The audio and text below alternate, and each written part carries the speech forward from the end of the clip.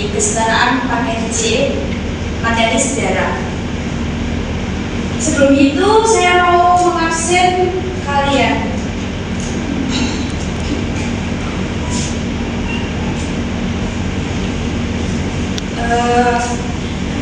Nesya hadir Bu,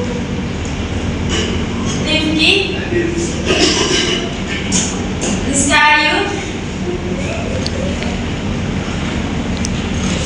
Muzaki, Melani, Winda, Adrian, Nisha,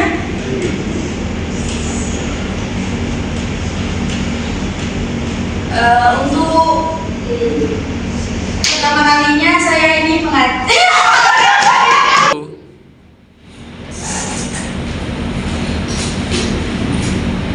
Baik, sebelum mulai pembelajaran, marilah kita berdoa untuk kepercayaan agama masing-masing. Berdoa mulai.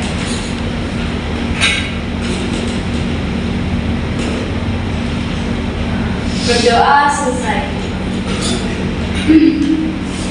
Saya kan sudah kenal dengan nama-nama kalian ya. Kalau mau bertanya silahkan bertanya tentang saya boleh. Bertanya macam Pak masih jomblo. Oh my god. Nanti saya ya. Baik, untuk membersihkan waktu saya akan langsung membuka materinya ya. Saya akan menjelaskan materi pembelajaran. Teman saya tidak sih Rifki. Bu, kita belajar apa, Bu? Tentang sejarah kerajaan Majapahit. Kerajaan Bu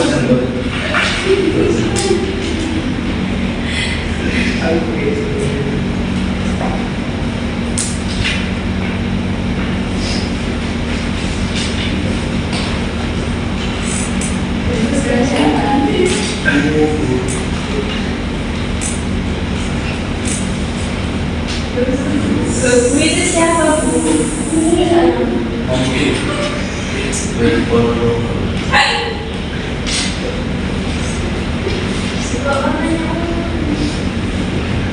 Kata saya sukses.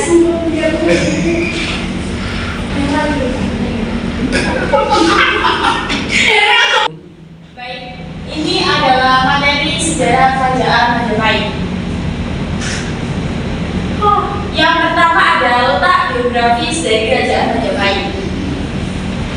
Kerajaan Majapahit itu dibangun di daerah Mojokerto yang sekarang disebut kota Mojokerto yang berada di Jawa Timur. Bangunan kenapa? Kota Mojokerto di barat. Sudah kembali lagi ke materi ya. Kerajaan Majapahit dibangun di atas hutan kering sekitar tepi Sungai Brantas. Pasti tahu ya kalian Sungai Brantas? Tahu. Apa itu? Sungai yang ngalir di Brantas. Satu.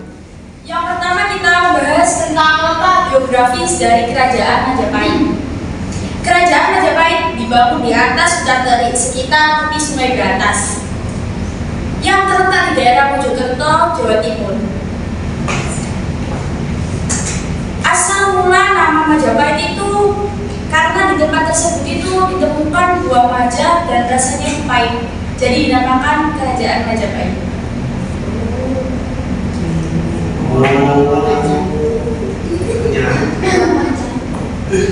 Hutan kering itu apa? Hutan yang timbul. Bukannya hutan tadi.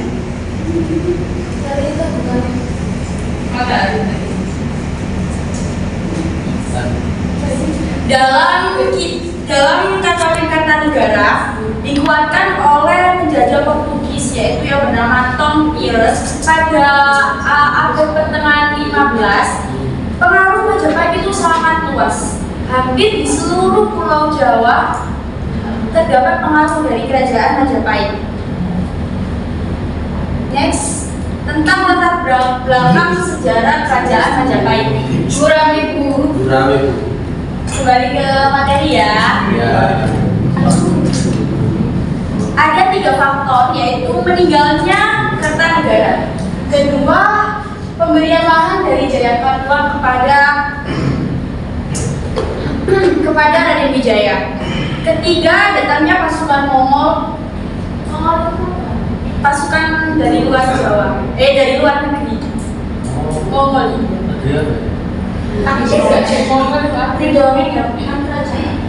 Enggak. Balik ke materi ya. Pertama, Kertanegara meninggal dalam serangan Jayakarta pada 1292. Kemudian Raden Wijaya bersama Arya Wirajaya mengasingkan diri ke daerah Madura. Di situ Raden Wijaya diberi lahan oleh Jayakarta dengan bantuan tentaranya dan sisa dari pasukan Madura untuk membangun sebuah lahan. Kemudian pada November sekitar 1292 datangnya pasukan Mongol di Tuban. Tujuan pasukan Mongol di Indonesia itu Indonesia yang udah jalan Indonesia. Tujuan pasukan Mongol datang ke Tuban untuk Tujuan pasukan Mongol datang karena ingin membalas perlakuan dari Kertanegara. Tetapi waktu datang Kertanegara sudah meninggal, sehingga di sini adanya strategi dari Raden Wijaya untuk bersekutu dengan kerajaan Mongol dan bertujuan untuk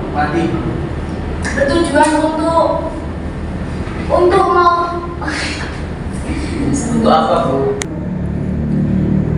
Adanya strategi dari Raden Wijaya untuk melakukan penyerangan terhadap Jayakarta dengan bantuan pasukan Mongol. Kemudian setelah Jayakarta gugur dalam pertempuran, Raden Wijaya berbalik menyerang pasukan Mongol dan mengusir di pesisir Pulau Jawa. Sehingga saat itu Raden Wijaya kemudian mendirikan sebuah kerajaan, yaitu Kerajaan Majapahit. Next, sistem perekonomian dari Kerajaan Majapahit. Ada 2 faktor yang mendorong kemakmuran Kerajaan Majapahit. Yang pertama ada Lembah Sungai Brantas dan Bengawan Solo. Karena letaknya Lembah Sungai Brantas dan Bengawan Solo membuat tanah menjadi subur, sehingga banyaknya petani menanam biji-bijian, kacang. Kemudian yang kedua ada pelabuhan. Di sebelah utara Pulau Jawa merupakan pelabuhan dari Kerajaan Majapahit, sehingga lokasinya yang strategis dan sangat mudah dijangkau untuk mendapatkan pasokan rempah-rempah dari Maluku. Next, sistem kepercayaan. Agama resmi dari Kerajaan Majapahit yaitu agama Hindu. Tetapi kecuali Ibu Tunggal Dewi, yaitu ibunda dari Hayam Wuruk yang beragama Buddha Mahayana. Next, adanya perkembangan pemerintahan. Perkembangan pemerintahan di Majapahit yaitu mencapai puncak kejayaannya pada masa Raja Hayam Wuruk dan juga pada masa Patih Gajah Mada yang memiliki sumpah yang terkenal, yaitu Sumpah Palapa. Isi dari Sumpah Palapa yaitu bertekad untuk mempersatukan Nusantara di bawah kekuasaan Kerajaan Majapahit.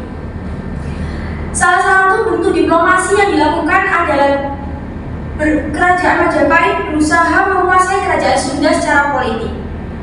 Hubungan antara Sunda dan Majapahit sebenarnya baik-baik saja, tetapi waktu itu petinggi para penguasa dari Kerajaan Sunda tidak mau tunduk di bawah Kerajaan Majapahit, sehingga muncullah perang, yaitu terjadinya Perang Buban.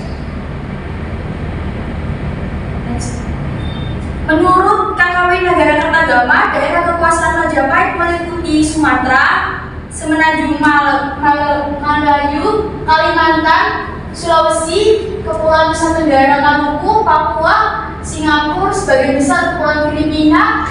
Majapahit juga memiliki hubungan dengan Tonga, Kamboja, Siam, Burma, bagian selatan dan Vietnam, bahkan juga mengirim dutanya ke Tiongkok. Kemudian faktor-faktor yang mempengaruhi perkembangan kerajaan Majapahit. Ada 4 faktor. Yang pertama, kecakapan Pati Gajah Mada dalam menepati sumpahnya, yaitu Sumpah Palapa. Kedua, kemajuan dalam bidang perdagangan dan kebudayaan yang sudah tergolong maju pada masa itu. Ketiga, sudah memiliki angkatan perang yang telah terlatih dan sangat kuat pada waktu itu. Keempat, susunan dan pemerintahan yang sudah teratur. Majapahit memiliki struktur pemerintahan dan susunan yang birokrasi yang teratur pada masa pemerintahan Raja Hayam Wuruk. Dan tampaknya struktur birokrasi tersebut tidak banyak berubah selama perkembangan sejarahnya. Faktor-faktor yang mendorong kemunduran kerajaan Majapahit ada 5 faktor. Yang pertama, meninggalnya Raja Hayam Wuruk. Ketika meninggalnya Raja Hayam Wuruk dan Mahapati Gajah Mada, terjadinya perebutan tata kekuasaan. Kedua, adanya perang saudara yang dikenal dengan perang Parekrek yang mengakibatkan melemahnya kerajaan Majapahit. Ketiga, bagian kekuasaan di dalam sistem pemerintahan yang didasarkan pada kekeluargaan atau lebih dikenal dengan tahun 1405 sampai 1406 disebut nepotisme. Keempat, kemunduran bidang perdagangan. Pada waktu itu adanya kerajaan perdagangan baru, yaitu Kerajaan Malaka. Kelima, pemberontakan yang dilakukan oleh seorang bangsawan Majapahit yang bernama Gregertabumi pada tahun 1468 dan ekspansi Kesultanan Demak ke wilayah-wilayah Majapahit, baik di pesisir maupun pedalaman Pulau Jawa. Teks ini, kalau ada tadi yang kurang jelas, ini bisa disimak videonya tentang kerajaan Majapahit.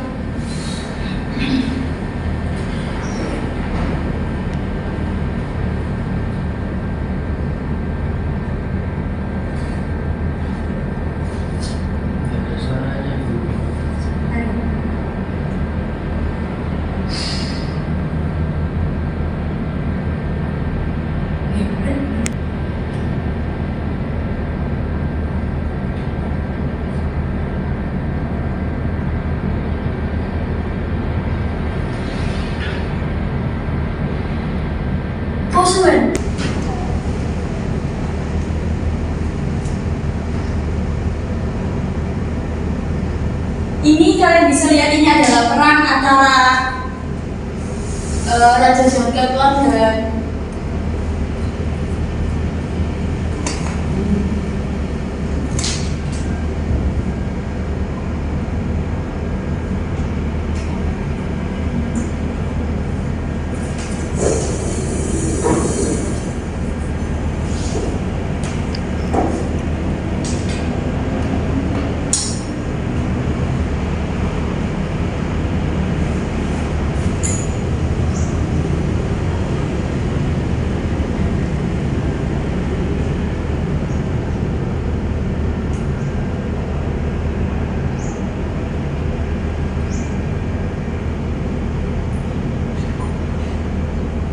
kekuasaan daerah Majapahit meliputi seluruh wilayah Pulau Jawa, wilayah Nusantara. Ini letak di daerah Kerajaan Majapahit, di daerah Mojokerto.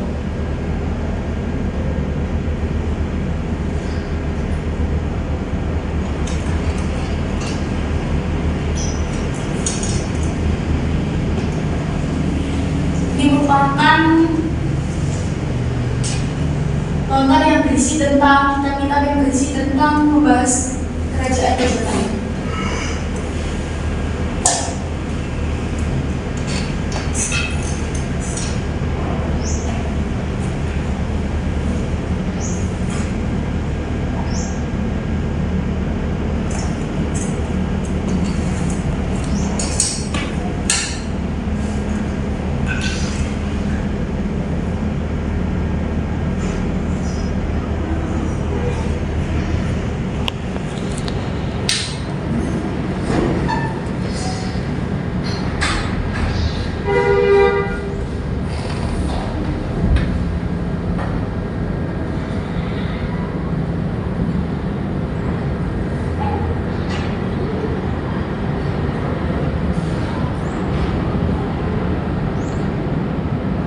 Kekaisaran Mongol yang datang ke Pulau Jawa.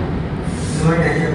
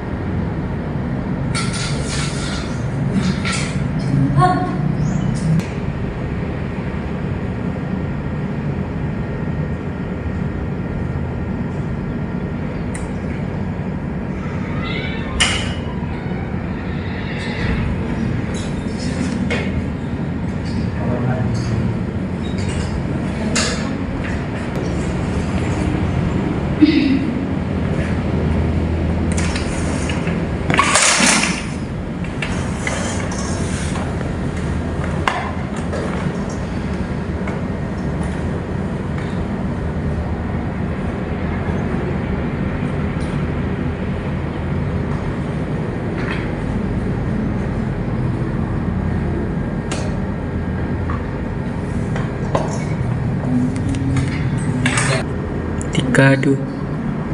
Nah, itu tadi merupakan video pembelajaran dari YouTube. Saya ambil ini motifnya dari YouTube buat tambahan.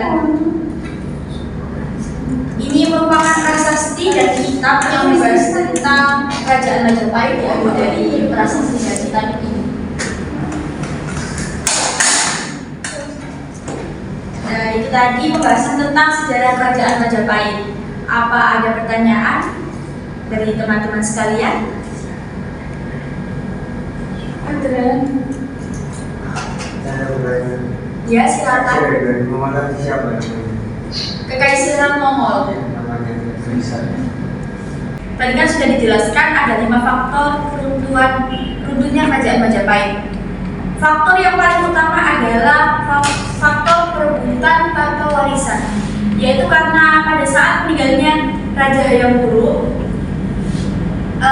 pewarisnya yaitu Putri Kusumawardhani, itu dia tuh menikah dengan saudara kandungnya sendiri, sehingga di situ terjadinya perebutan tata kekuasaan dan terjadinya perang Greg. Bagaimana saudara Yuki?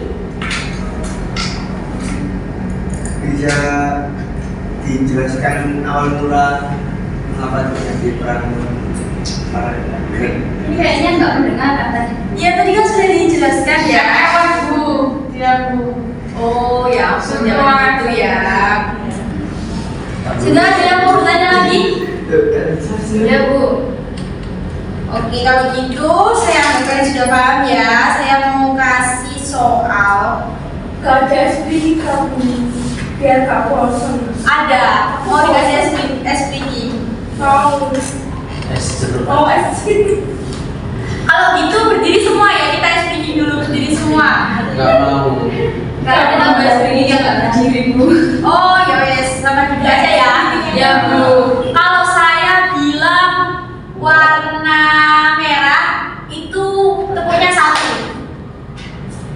Kalau bilang warna hijau tepungnya 2. Kalau bilang warna kuning tepungnya 3. Oke? Pak? Warna merah. Aku kurang fokus ya. Bisa kita dulu ya. Oh iya. Mana sih Rizky? Warna merah. Warna hijau. Kurang fokus ya. Warna kuning. Warna hijau. Merah. Kuning. Ya itu. Wih.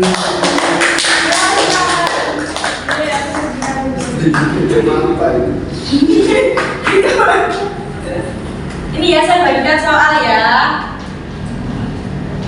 Bisa diisi. Kalau sudah korban yang banyak.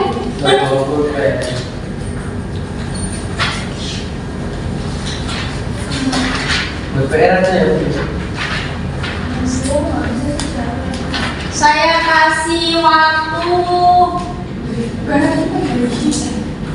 Saya kasih waktu 20 menit.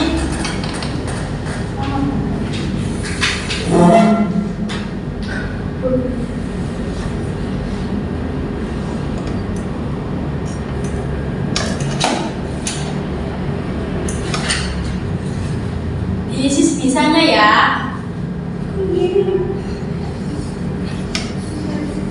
Kalau masih belum paham bisa tanya. Gak paham semua Bu. Jadi aku tanya sama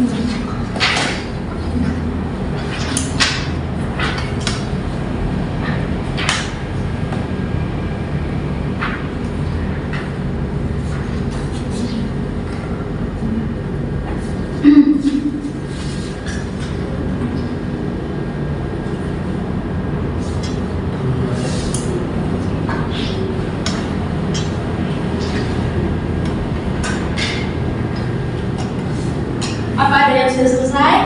Urusan Rifki. Udah waktunya udah habis, kalian bisa kumpulkan ya. Belum.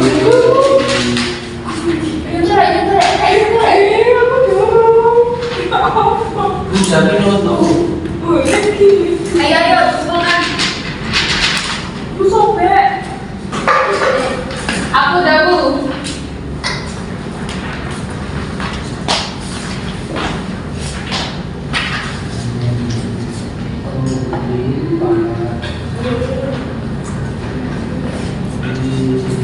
Makasih ya.